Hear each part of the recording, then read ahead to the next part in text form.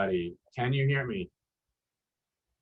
If you can hear me, one time, just one time. I don't want to trigger any vertigo on anybody.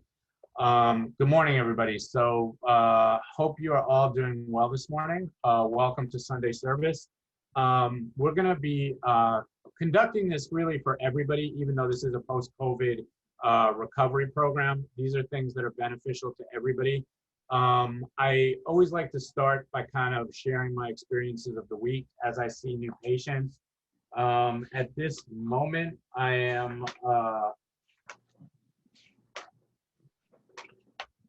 at this moment, I've seen 113 COVID patients in full evaluation. So I just want to say that, you know, as we're starting to see more patients, and when I say we, I mean collectively the world, as more patients are seen, more is understood. But unfortunately, in many cases, even though there's more understood, there's still a lot that's not understood. And you know, I don't say this to put a downer on the beginning of the meeting. I'm just saying that, you know, there's a lot going on here, and I've never seen another condition throughout my 30-year career in which there's so much variability, number one, from person to person, and so much variability even within the same person, often day to day, and sometimes even, you know, hour to hour, where you could be feeling fine 1 minute and then, you know, 20 minutes later you don't feel so good. So I've seen a lot of patients this week. I've seen about 6 patients this week, fairly complex. The good news that I'm seeing is that there are people who are slowly but surely starting to get better, and we're trying to put together the pieces as to, well, what is it that's common about these patients? In other words, what is it that's making some people get better? What is it that's making some people kind of stagnant in terms of remaining stable, but not in a place where they want to be? And then there's some people who actually feel worse than when they first, you know, were diagnosed with COVID. And then there's this group of people that's kind of up, down, and there's almost no rhyme or reason to it. I'll give you a couple of examples of things that I hear a lot.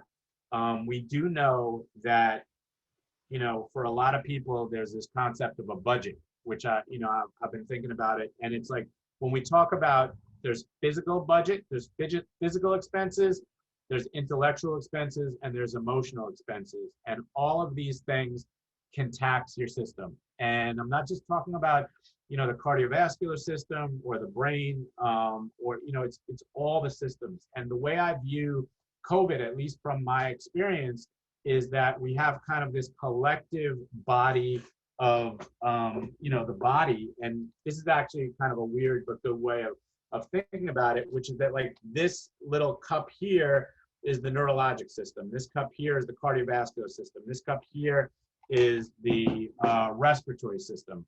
And I also see COVID as kind of like an electrical grid, where inflammation in any one of those areas can lead to inflammation and or setbacks in other areas. So the key to all of this, as I see it, and as I read about it, you know, and as I'm reading more and more, is that we need to, number one, establish a stable baseline. So in other words, where are we to begin?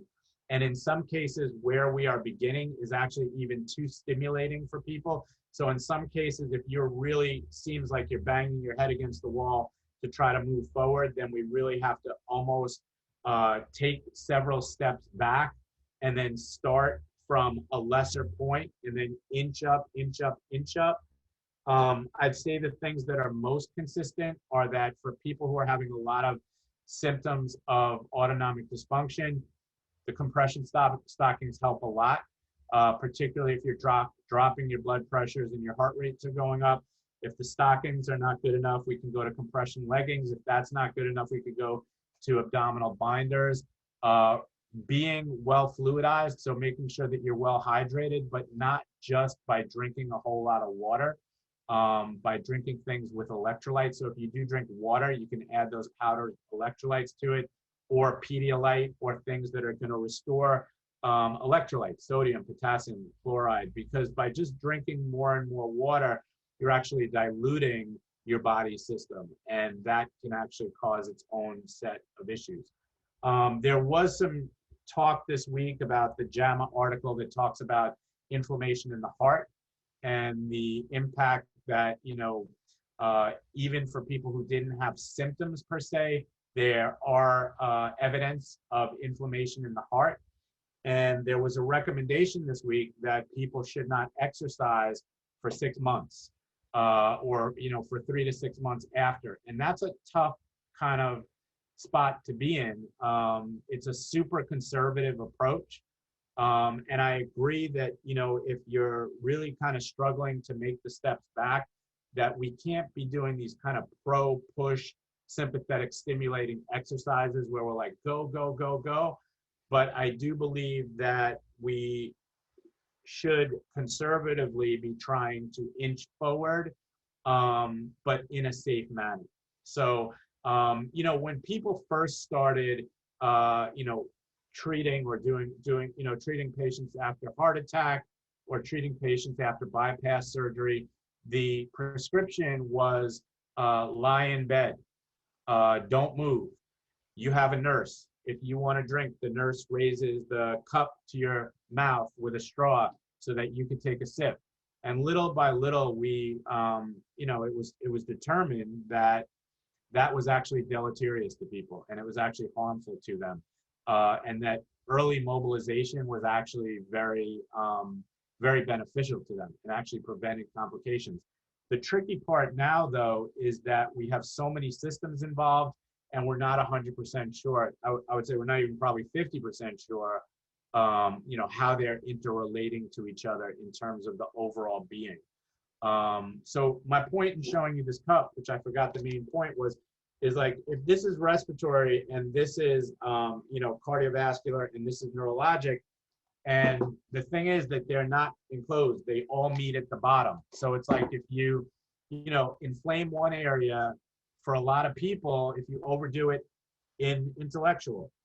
So in other words, if you're doing a lot of work on the computer, if you overdo it physically, or if you overdo it emotionally, if you have a particularly tough day emotionally, or even it could be a particularly great day emotionally, that all takes from the budget.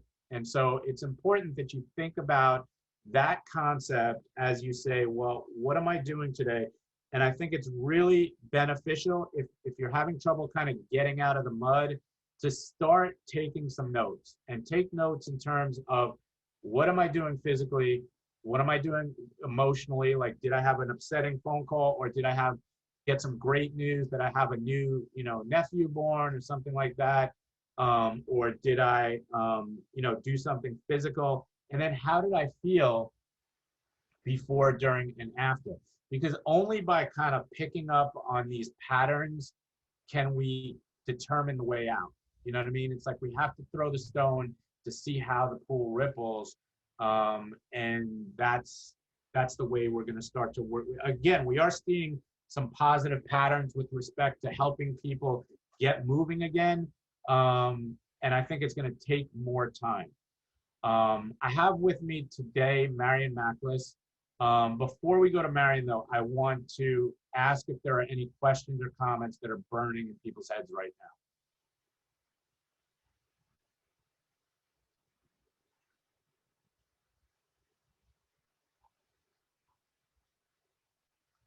Or feel free to just stare blankly at me. That's acceptable as well.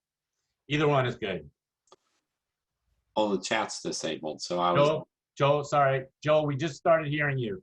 So... No, the chat was disabled, so I see now that it's the warden. It's Beth. It's that woman at the top. She's the warden. She's wearing that mask because she doesn't want you to know who she is. It's like those guys who used to chop people's head off. They wear something so you don't know, so you don't come up to them at the grocery store and say, you disabled my chat. Is it disabled still? The budget is working for you. Joel, you know what? I would love, if you don't mind, if you could just talk a little bit. And incidentally, next Sunday, I have a plan to have a talk about COVID success stories.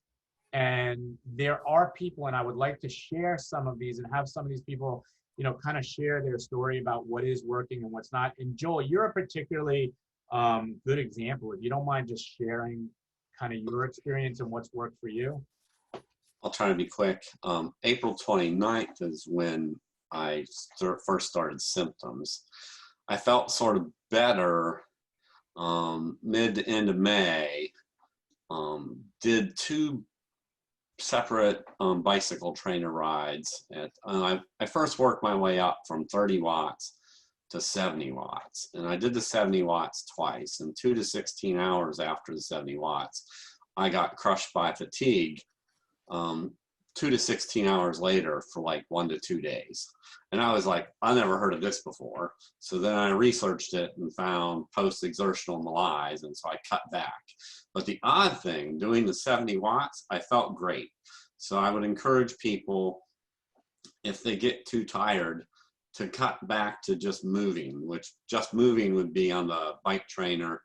30 watts is just lifting your legs up and down and hardly any pressure on the pedals whatsoever. So now I've worked from 30 watts. Actually today I'm going back to 70 watts for the first time since the end of May. And I took Noah's advice about incrementing in 5% increments. And so I now, instead of riding 30 watts for 10 or 15 minutes, I'm up to riding for an hour, warming up 30 to 50 watts, then doing like 55 watts for like 10 minutes, then 10 minutes at 65 watts, 10 at 55, and 10 more at 65, and then 10 more at 55 with a 3-minute cool down. Like in Noah's book about the treadmill, it tells you how to set things up. I also do things I love to do.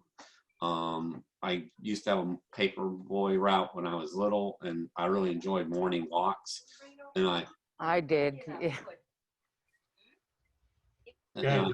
And I shut down the bicycling for a while, and I just started walking for I think 3 to 4 weeks, and then later on a weekend I started to reintroduce the bicycling, and so I've been at it, and I'm slowly getting better. I've had stomach issues.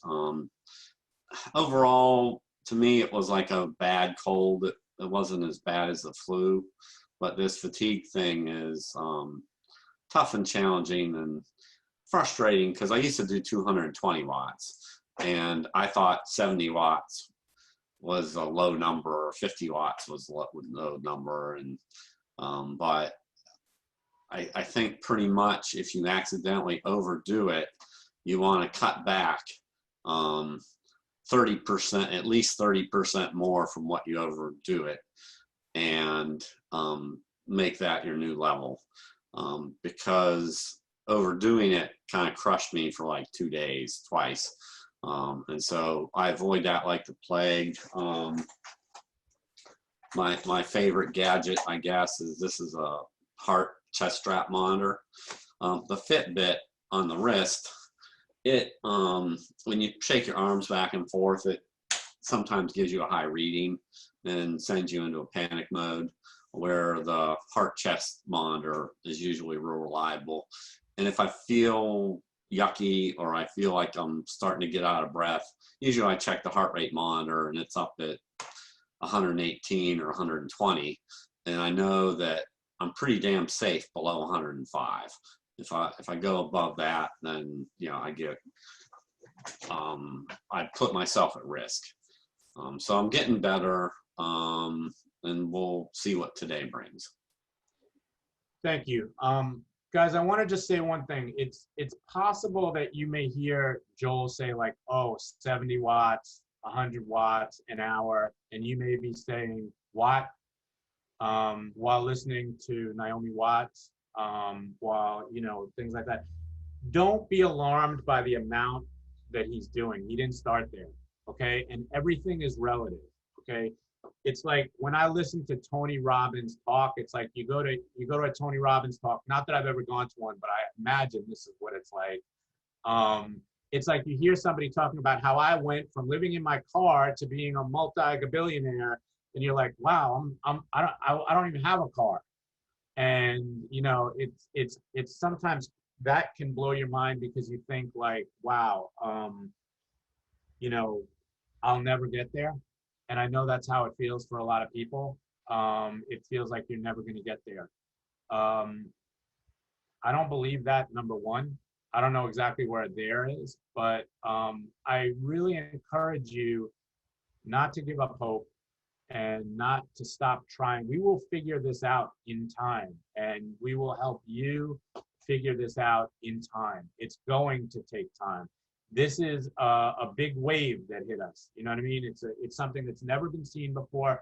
And you know, an example that I've used is you know, is like, okay, this is the medical community is like the staff of a cruise ship, and they're prepared for, you know, certain things. They're prepared for, you know, waves. They're prepared for seasickness. They're prepared for weather. But this has been like a rogue wave that nobody has been prepared for. We've never seen anything like it before. So it's definitely taking a long time. You know, I think most people would acknowledge that even though, you know, you can't say they were mistakes per se, there were things that could have probably been done better from the beginning, you know, had we known then what we know now, okay? But we can only go with what material is known at the moment. That being said, I think we are seeing patterns and we are seeing progress. And progress is never as fast as anybody wants it to be, ever. It's nobody ever gets done with something and says, wow, you know what? That was too quick. You know, I got there much quicker than I thought I would be. But the key is, like what Joel said, Joel's operating at a pretty high level right now. Everything is relative. So wherever you are at this moment, that is the starting point. Okay, that is the starting point. And that starting point can sometimes change, right? So if something's not working for you, we could say, hey, you know what? I need to reassess. I need to reset. I need to take a few steps back and regroup, right? It's like we're in a battle here. Sometimes we charge, and guess what? There's more people there than we expected it to be. We take a step back. We retreat sometimes so that we can move forward. And, you know, again, I'm not even close to losing hope on this. And I know that this is a tough thing to deal with. It's not easy, but we are continuing to see new things every day. So if you want to talk your own personal situation out with us, both Marion and I are here. We can also refer you to, you know, we have other people that we're working with. Erica is available for consultations. You know, Lori is available, but sometimes you can listen to a webinar like this and yeah, you get the gist of what's going on, but it's not as personal. And it's not going to necessarily, it's sometimes hard to figure out how to apply that to your own personal situation. And I've said for, you know, almost 30 years, 95% of what I know, I've learned from my patients. And I could say the exact same thing about COVID, in which case 99% of what I know, I've learned from people like you. So if you want to talk about it, you know, where we could really sit down for an hour or so and chop up your situation and help you kind of figure out where are you, where do you need to be, and how do we get you there, then we're happy to do that. Linda, you have a question? Yes, I do. I've never talked on here. Can you hear me? Yes. Okay, good. Would you mind going back just briefly to the water issue that you were talking about? I'm drinking. The what issue? Water? Water? Yes. Yeah, so, you know, one of the things that we're, what? I'm drinking a whole lot of water on purpose, spring water, Right. and I bought some Powerade, but then I saw it had sugar in it, so I didn't use it. And then finally I've gotten some zero sugar Powerade. Powerade. Yeah, so the idea about this is that, so one of the things that we see that's common in many patients is, I'm not going to say it's POTS, but it's sort of like a POTS-like syndrome. And what POTS is postural orthostatic tachycardia syndrome. And I actually did a whole webinar on this a couple of weeks ago. It's called the ups and downs of the autonomic dysfunction, and it's on our website. But in a nutshell, what happens with a lot of people is postural changes, positional changes have a big impact on the nervous system. So if you're lying in bed like this, gravity is pushing down, but it's only pushing down that foot between you and your bed. The thing is that when you go from lying down to sitting up, blood goes down to the lower body, right? Because of gravity. And under normal circumstances, your pressure receptors in your carotid sinus and also your aortic arch would say, hey, we're dropping pressures, and it would cause the blood vessels to constrict. And that would normalize the pressure. That doesn't happen very often, or very often that doesn't happen in this type of situation. And because your blood pressure drops like that, the heart rate will go up in an attempt to maintain cardiac output. So one of the things is that we know that people who are dehydrated have lower blood pressure as a result of a decreased plasma volume. So in other words, if you think about your body as a closed water balloon, the less water in it, the lower the pressure, right? The smaller the balloon, the higher the pressure. So the bigger the balloon, the lower the pressure. Smaller balloon, the higher the pressure. The greater water in it, the higher the pressure. The less water in it, the lower the pressure. So if you are already dehydrated, then that can cause you to have a more significant swing even in blood pressure. But what a lot of people are doing is, if it's not just dehydration, in other words, if you're if you're coming up and dealing with that by drinking a gallon of water a day, another thing is that your body also likes to kind of regulate chemistry, right? So it likes a certain amount of salt or sodium in the body. So let's say, it likes 5 units per 100 units of water. I'm giving a pure example. It's purely hypothetical. It's not real numbers. But if you drink water, then you become less salty, right? And that can affect the electrical activity of your heart and your nervous system. Same thing with potassium and chloride and things like that. So if you're just having water, and let's say you had some lemonade, right? You had like a scoop of country time lemonade, and you put more and more water in it. The more water you put in it, then the less lemonade-y it would be. So we need to make sure that fluids are restored in balance with electrolytes. So that's why, we like these, if you're gonna drink a lot of water, then, either a electrolyte replacement in the water or things like Pedialyte. And the Powerade without sugar is a great great alternative to just plain water. Tonight we do have a meeting. It's going to be a support meeting where it's going to be talking about the physical and emotional, and this is a weekly meeting, physical and emotional effects and challenges associated with COVID, led by Erica Mastrobuono, who is a clinical social worker, as well as Lori Nadell, who is a psychotherapist, and myself, who is just a psycho. And at this time, I'm going to turn it over to Marion Mackless. Marion and I have been working together since 1994. We both survived. We've only had 2 fights. Only one resulted in physical violence. It was her on me, not me on her. Marion is a physical therapist who specializes in cardiovascular and pulmonary disease, in particular, airway clearance and secretion clearance. She's the chief of the Pulmonary Wellness and Rehabilitation Center's Airway Clearance Unit. She's a massage therapist. She knows a lot about a lot of different things. So I will turn it over to Marion, and I hope to see you guys tonight. Take it away. Okay, hi, thank you, Noah. Thank you very much. I just want to reiterate a few things that Noah said, because it's part of the success, which is keeping records. I am a big fan of journaling, especially now, because I do believe that you all need to bank, and treat this sort of like a bank, what you put in, what you take out.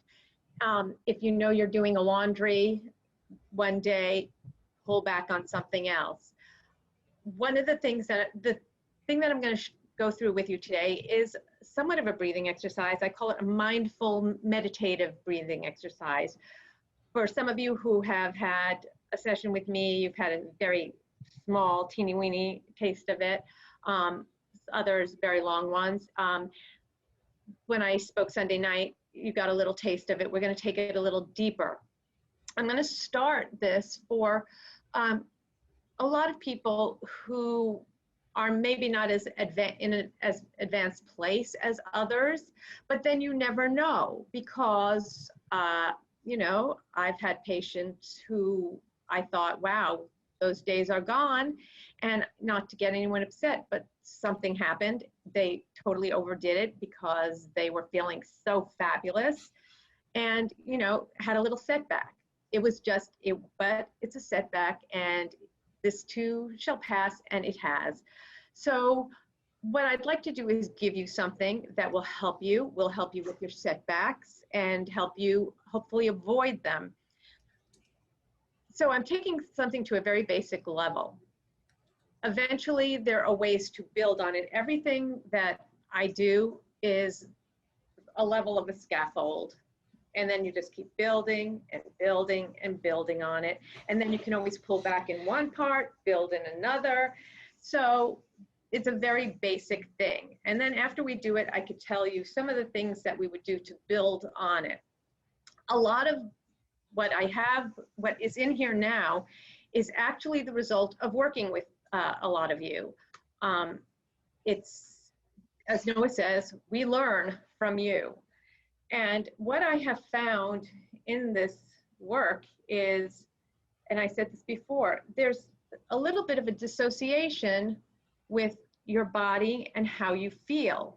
And especially because your body is just doing all these things that it wouldn't necessarily or normally do when you do certain things.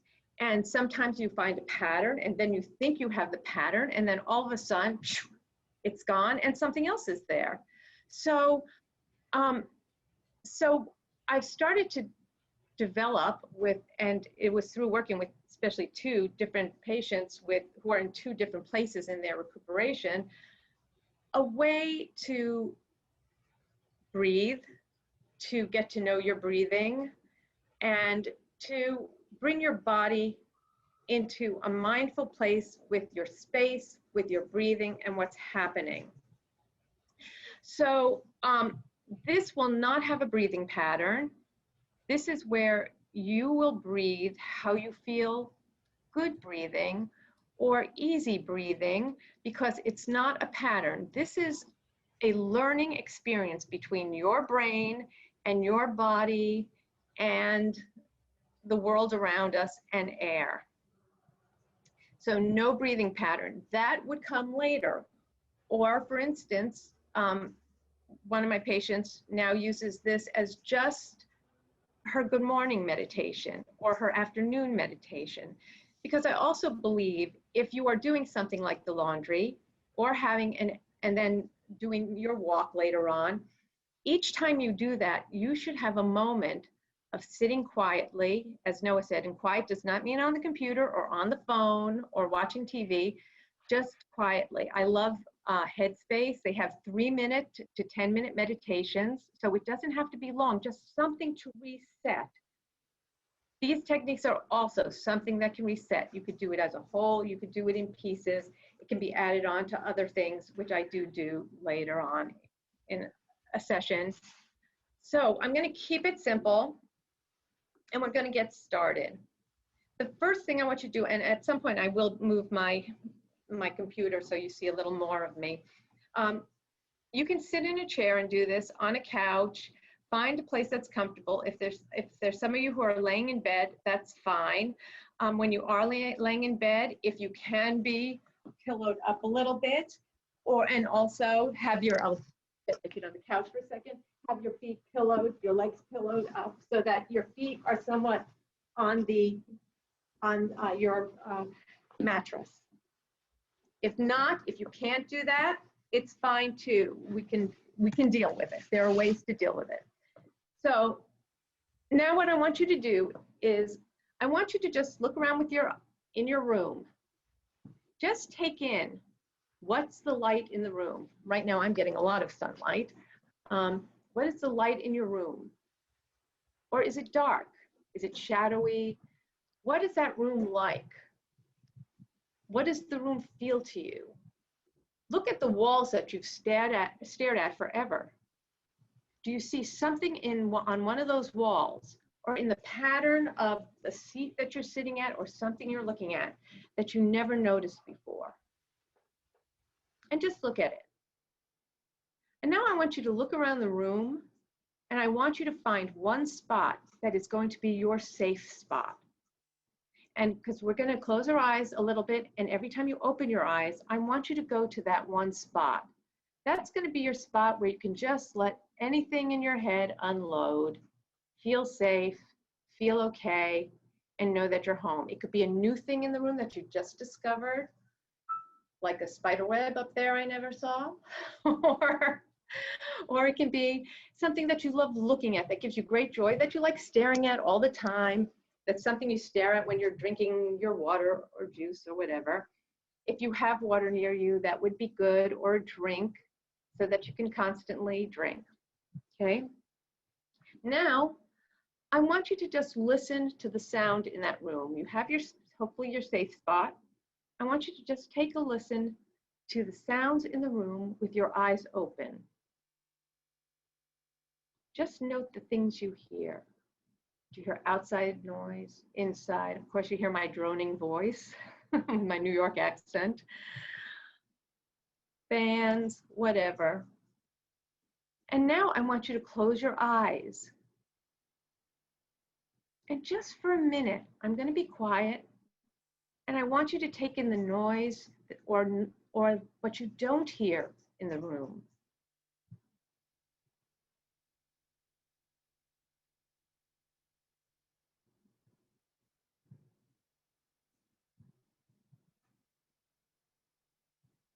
And now I want you to open your eyes again and just take in the sound, take in the surround.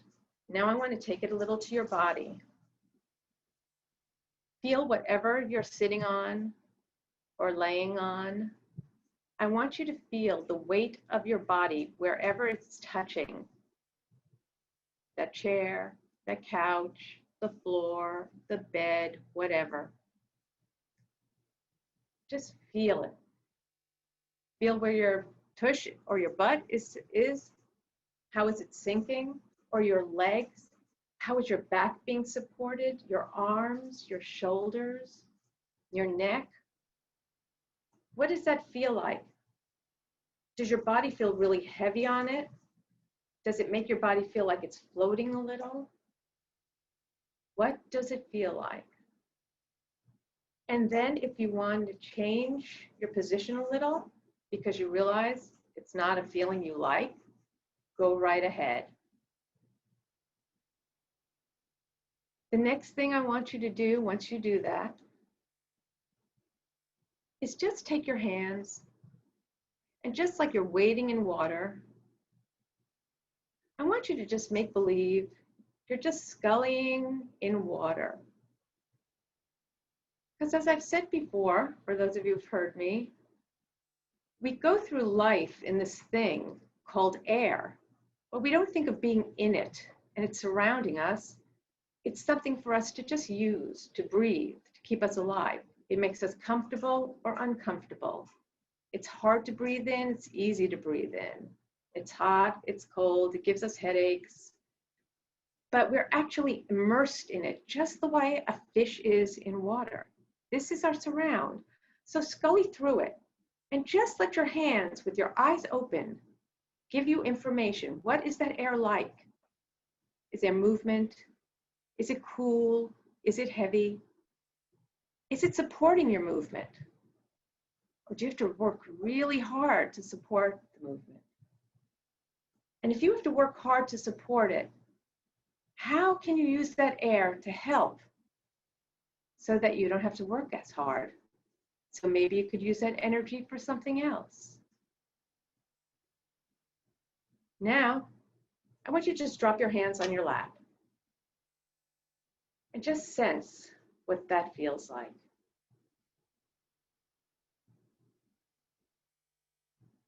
And now I want you to take your palms and your wrists and just let them loose. Jiggle it around. What does that feel like? How heavy are your wrists? If I lift them up just a little, is that hard or easy? If I put them down a little, what does it feel like? What does it feel like to raise them up? What kind of energy is that? And put them back down. And now just let them plop on your legs again. And just let them send whatever message to your body they got from that. And now I'm going to have you close your eyes and repeat the same thing. Just lift your hands up and use them like you're scullying in water.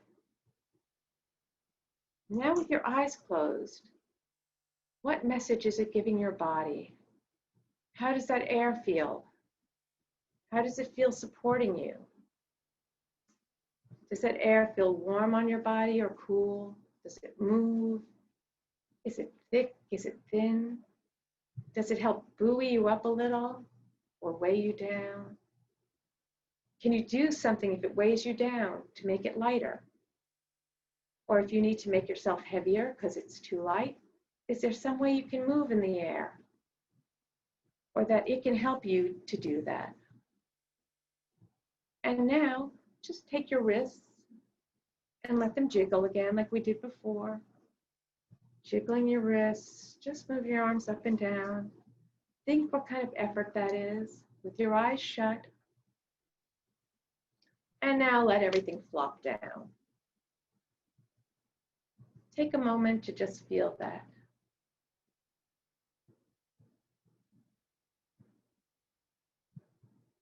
And now I want you to open your eyes and go to your safe spot. And you're just going to stare at your safe spot for a minute. If you need to take a sip of water, take a sip of water, refuel your body, and just let everything out of your head. Just let the body and what you just experienced talk and get your head out of it.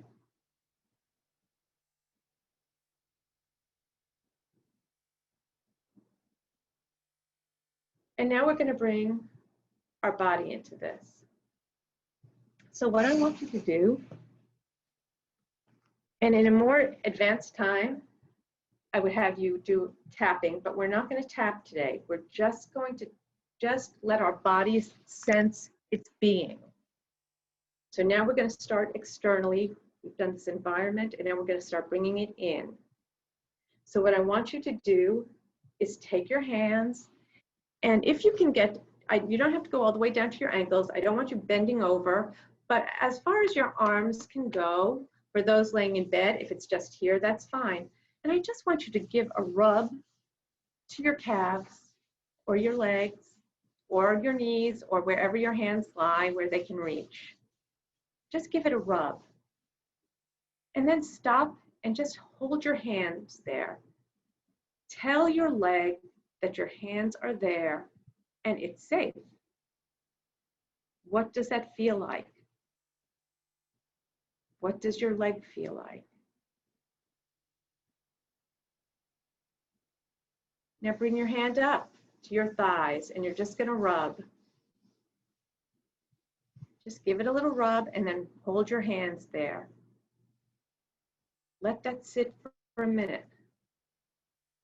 Let the weight of your hands holding your legs just sink till they almost become one.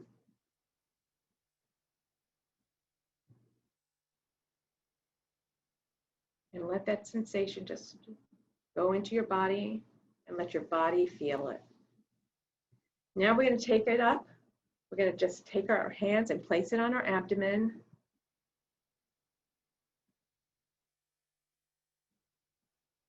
And then slide it up to our chest. Hold our chest.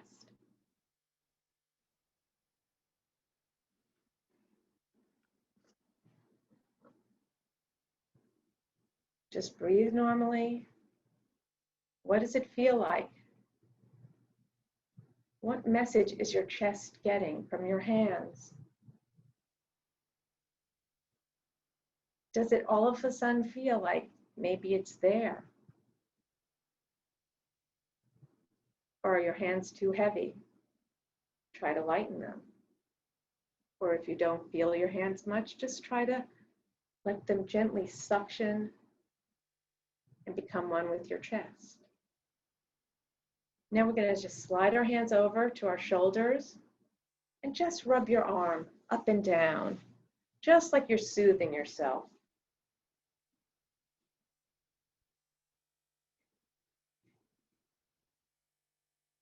And then feel. Stop and just hold your arms that way and feel it.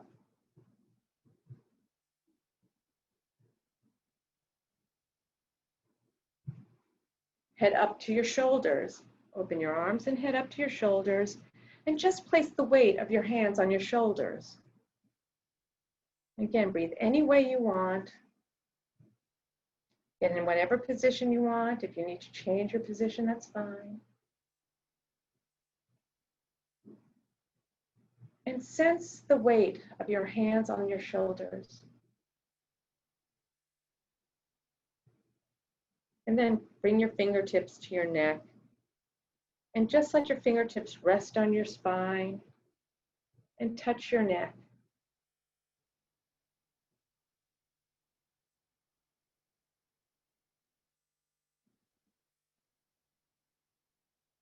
Then we're going to bring your hands together and rub them to get a little heat. And you're going to put your hands on your occiput and really hold your head. How many times do we really get to like put our hands on our head and just let your hands feel the head, the shape of your head? What does that shape feel like? And move your hands around. The only thing I don't want you to do is put them over your ears. I just want you to go around your head and just sense. And then place your hands on top of your head and let your hands send your head a message.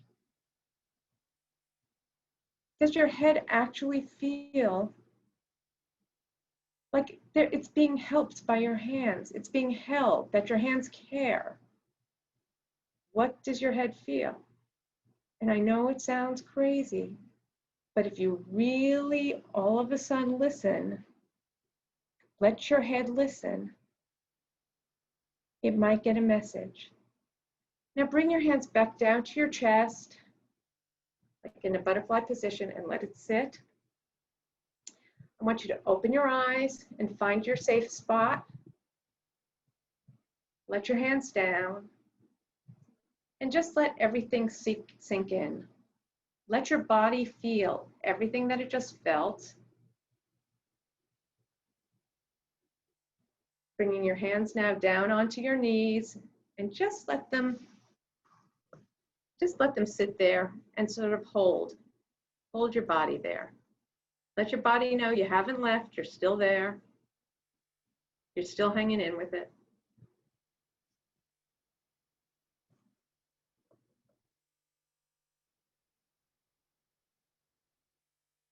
Take a minute.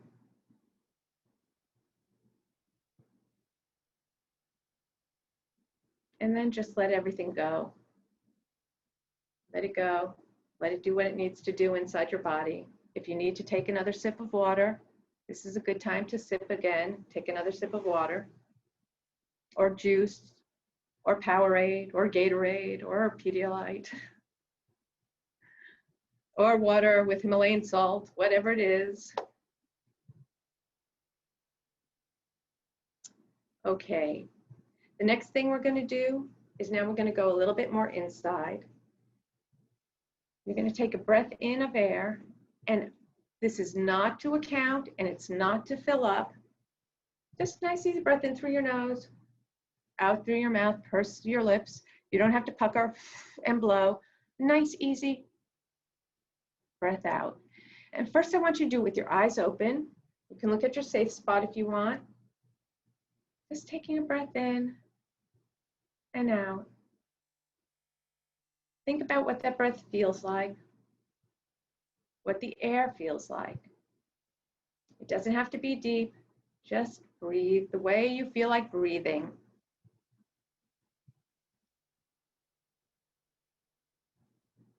Is the air that you're breathing in warm? Is it cool?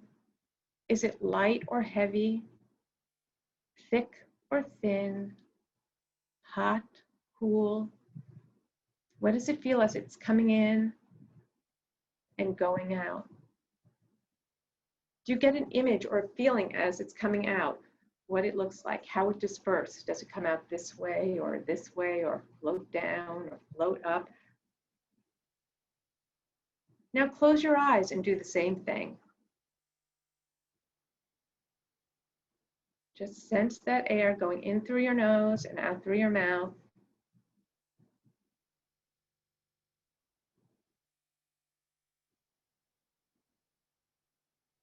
What does that air feel like to you?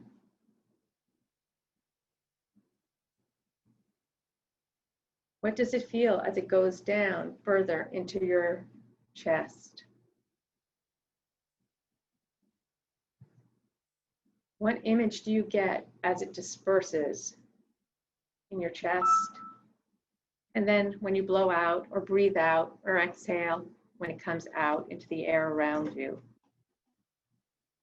When you breathe it out, does it feel like it becomes the same air that you breathed in? What does it feel like? How does it relate to your body? Now we're going to take our hands and you're going to put them down on your abdomen, just under your breasts. If you can, keep them on your side by your hips so that the top part of your hands are touching your rib cage. That's fine. If you can't, just like this is fine. I want you to feel the palms of your hands sinking into your body. Don't push them, just let the feeling of the weight of your hands be there. Let your body feel the weight of those hands.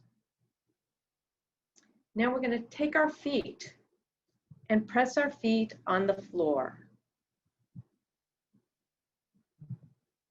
If you can't press your feet on the floor, if you're in the bed, press them against the mattress or the couch pillows. What does that feel like? How supported are your feet on the floor or pillow or mattress? If your feet are straight ahead and laying and not pressing against anything, feel the weight of your heels and how the air feels on the soles of your feet.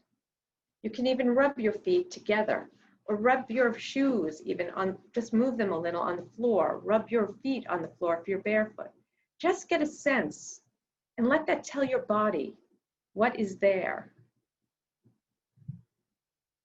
Now you're going to take a breath in through your feet and send it to your hands. Take it in through your nose and blow out through your mouth. If you can't breathe in through your nose because you're too stuffy, just take a little in through a pursed lip, not forcing it, just a little sip, and then blow it out. Should be nice and easy, not forced. Send it from your feet to your hands. And then as you blow out, let your hands just drop into your ribs and your abdomen. Let them just sink in.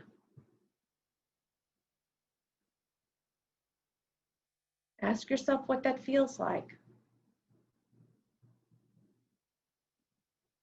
Let it come up through your feet, to your legs, to your hands, and then out. How does the air feel?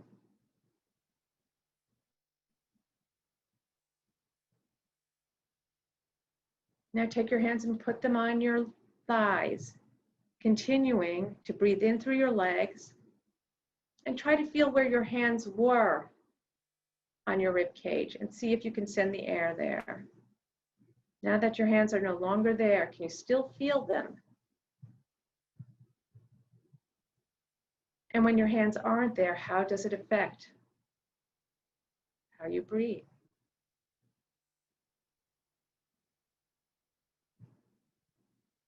Now you're going to take your hands and open your eyes. You're going to give your calves a squeeze like we did before. Squeeze your thighs and your knees. Squeeze your abdomen, just touch it a little bit. Say, I'm here, haven't left. And then you're going to look at your safe space and give your body time to just absorb it.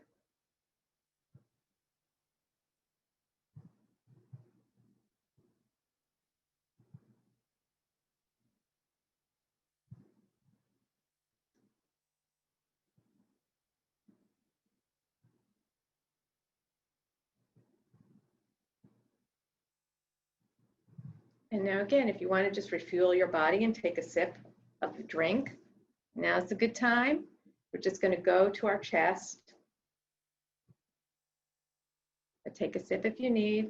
Okay, you can just take your hand, one hand over the other, put it on your chest, anywhere it feels comfortable. You can put it over your heart. Okay, anywhere, wherever. Just someplace where you can feel comfortable. And this time you're going to send the breath from your feet, up your leg into your hands on your chest. And just let it out.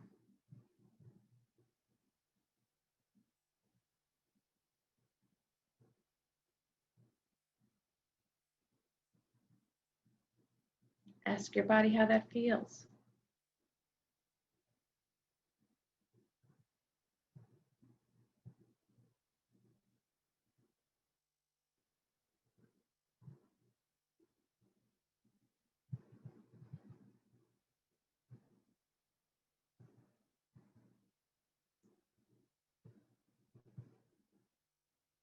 Now take the top hand as you're doing that and keep the breath going and put that back down on your abdomen with the other hand on your chest.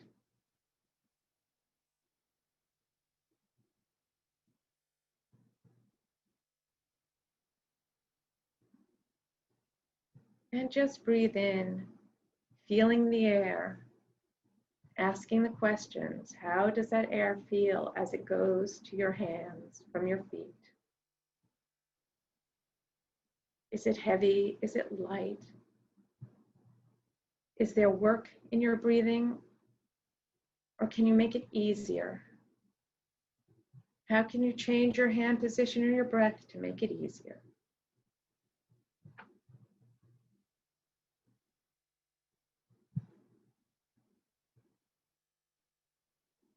Now you're going to take your hands off and come back to your little safe spot. And we're going to just go up from our legs again, just squeezing our legs. Just let your body know, I'm here. You're still sitting. You're here. I'm with you. All the way up, chest. Grab your arms and give them a squeeze. We're going to take this to a classic breathing exercise, and then we're going to just sort of let our body end the session. So what you're going to do, okay, is take one hand, you're going to bring it to your shoulder. And what I want you to do is keep your other hand on your leg and let it know that it's there. I'm going to show you first. I want you to do it with your eyes open. You're going to take a breath in, and as you blow out, you're going to push the air away. And then you're going to breathe in and scoop that air up and throw it over your shoulder. And bring your arms down and just squeeze yourself. Let your body know you're still there. Take your arm again, put it in that position. Breath in, blow out, push that air away. What did that air feel like? And then scoop up that air. What does that air feel like? And throw it over your shoulder. And give yourself a moment. And again, let your body know that you are there. Just your legs, your chest, your rib cage, your head. Just let it know you're there and come back to that position one more time. Remember to try to feel the air helping your arm move. Take a deep breath in, blow it out, push the air away. Breathe in, come on up. And let that air out and let your arm just drop. And now we're going to take the other arm and put it over. Does this arm feel different than the other arm? Maybe, maybe not. How does it feel? Take a breath in and blow out and push that air away, and then scoop it up and bring it over and throw it over your shoulder. And just take your arms and give yourself a squeeze. Let your body know you're still there. And repeat. You're going to bring your arm up, fill it with air, breathe in, push the air away as you blow out, and then scoop it up as you breathe in and throw it over your shoulder. And go back and let your body know, I'm still here. Feel it grounded, feel your feet. Going to go back one more time to that arm. Breath in, blow out and sweep down, and bring it back and up, and let it come back. And again, squeeze it. Go back down to your calves and give a nice rub up. Rub up your thighs. Rub up your body, your arms, your shoulders, your back, your neck. Get your head. Say, here I am, I'm back. How are you doing? Hope you're still there. I'm still here. And now you're going to just take a deep breath in, holding yourself. Just bring your arms, let them float up. Take a breath in. And let it down and go, ah. Now this time you're going to take a breath in with a smile. Open your eyes and give a smile and breathe in. And sigh it out. Ah. And give yourself a good hug. Bring your arms to your side, hands, palms facing up to the ceiling. Just raise them shoulder, let the air bring it up around you. Smile, looking up, and let your palms go down to the floor and go, ah. And come on up. Look at your safe spot. Put your hands on your lap. Just let your body be. Let it feel itself. And when you're ready, take a drink of water. Feel your feet on the floor. Bring yourself back into the air in the room, your walls, those new things you found, those old things you found, the sounds. And let your body take it in. And there you are.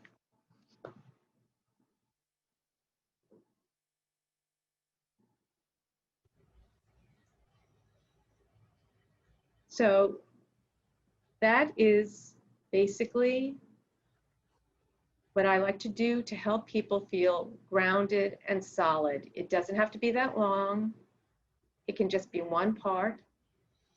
Eventually, for those who have trouble getting up, I like to use just the method of touching your legs or eventually tapping, breathing through the leg, feeling the weight of yourself in the chair as you come up, and then breathing through the feet and feeling yourself to make sure you're there when you stand to get solid before you take the run to the telephone, the walk to get the dog, to answer the doorbell, to brush your teeth, whatever it is, to do your office work.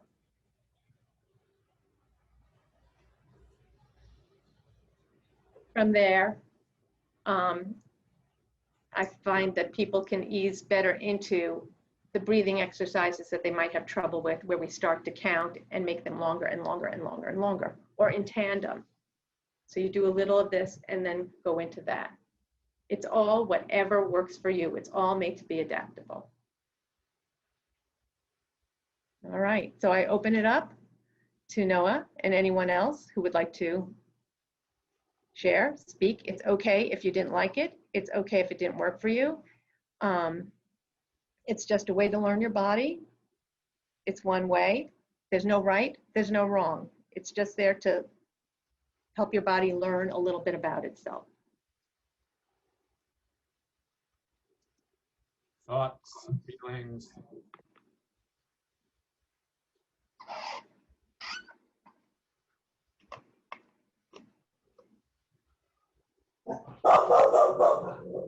Monkey said he liked it.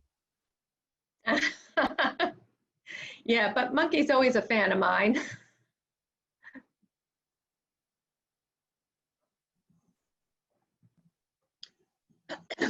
Thank you so much.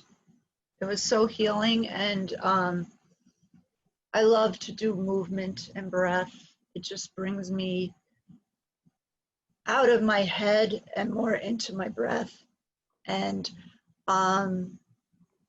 so soothing, because I'll speak for myself, but I'm sure other people can relate.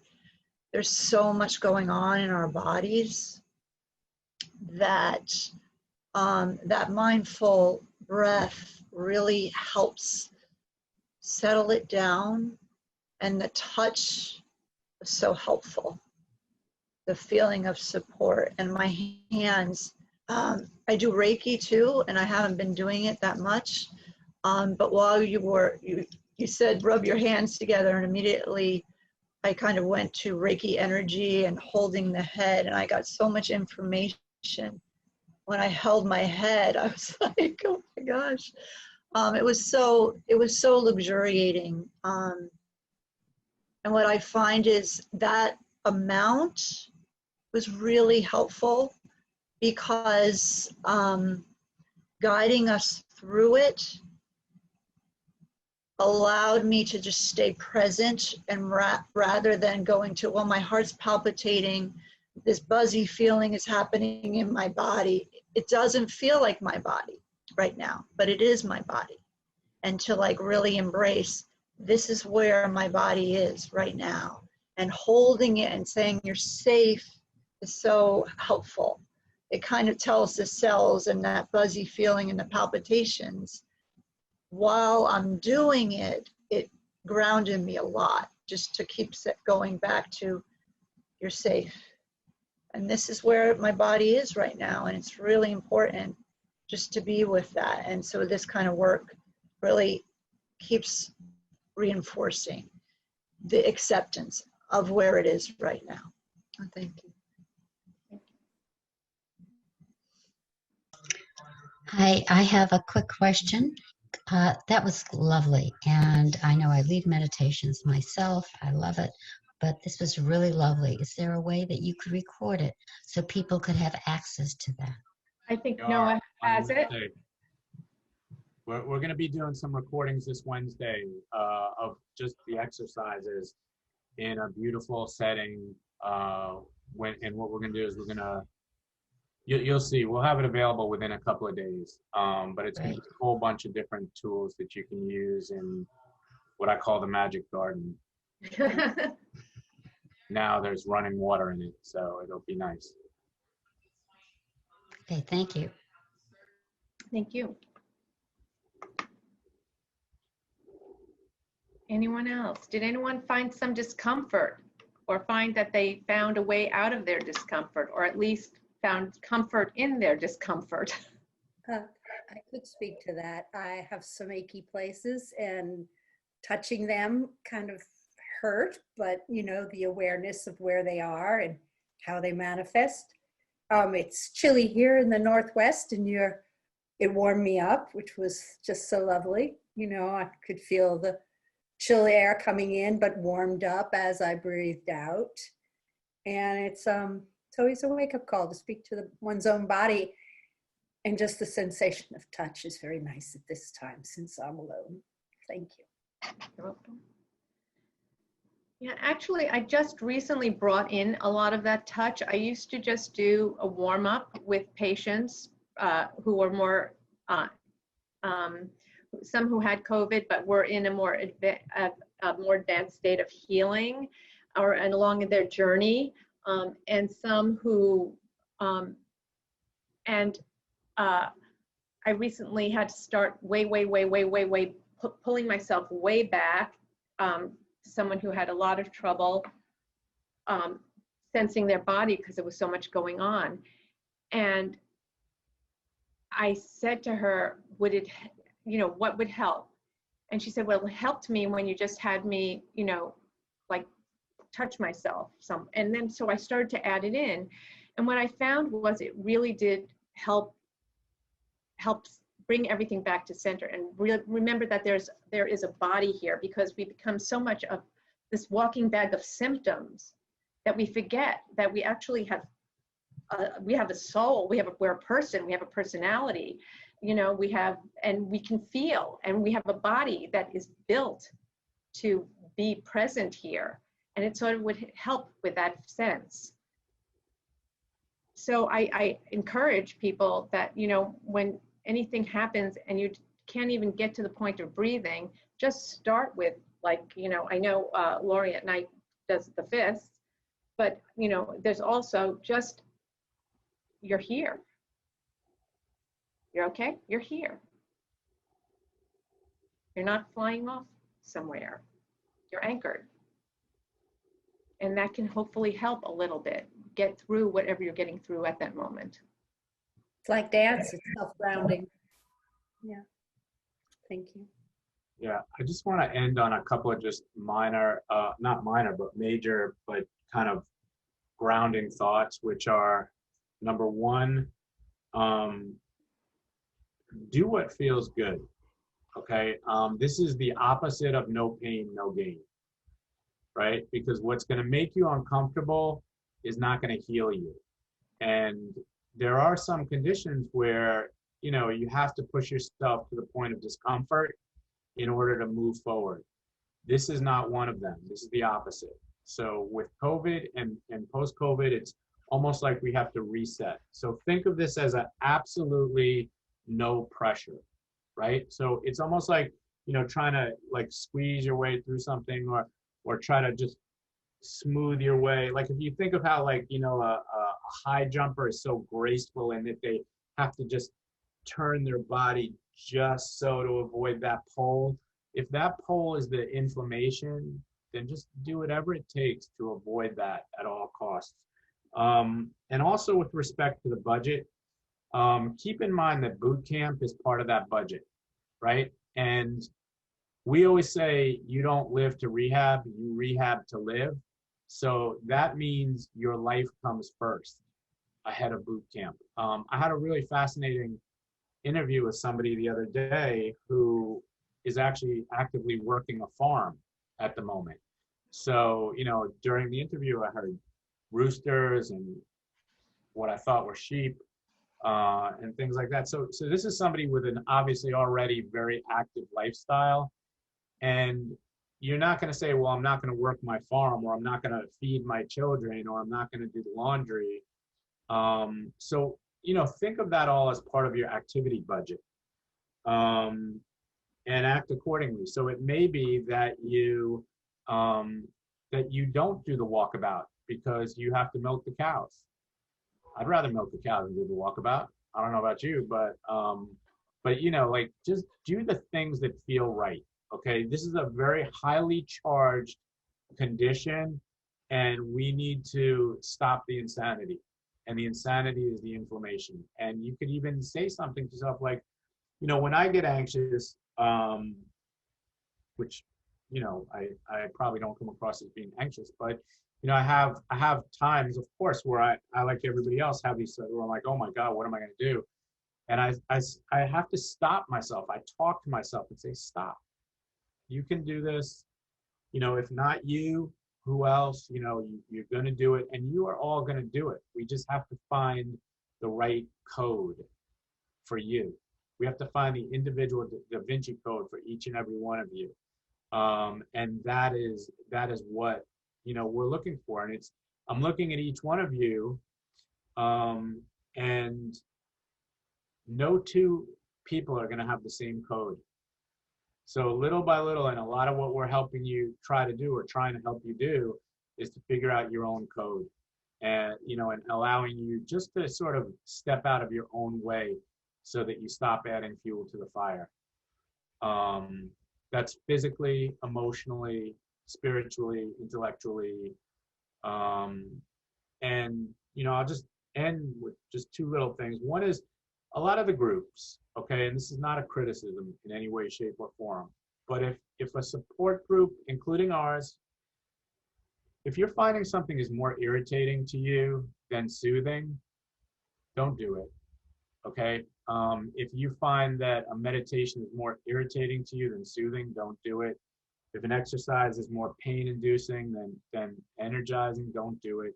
And that goes for, Facebook, Instagram, Twitter, whatever it is, watching CNN or Fox News or MSNBC or whatever it is you do. If it's something that gets you into this heightened state of stimulation and anxiety, that is anti-healing. So keep that in mind. Go easy on yourselves. As a group, we are moving forward. As individuals, there are some success stories and there's some challenges still. But like I said, if we can help you, feel free to email consult. I always get a delivery right at the time the meeting ends, so you're probably not going to hear me. But hey, shut up, everybody! I find that soothing, believe it or not. All right, I'm going to put this in the chat because these dogs are not going to shut up.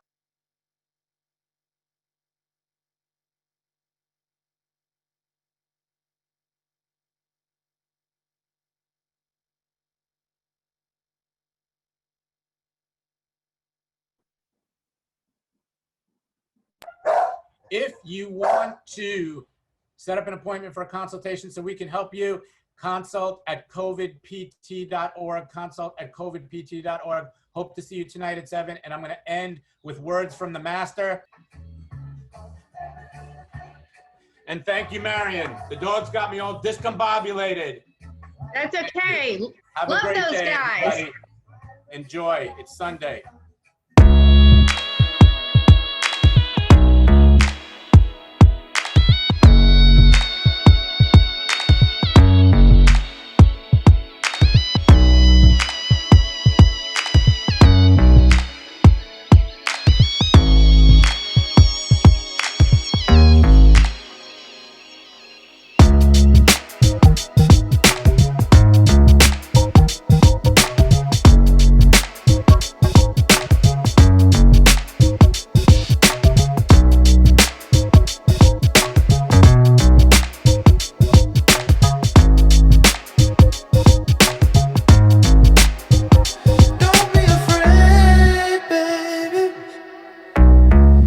I'm gonna love you forever.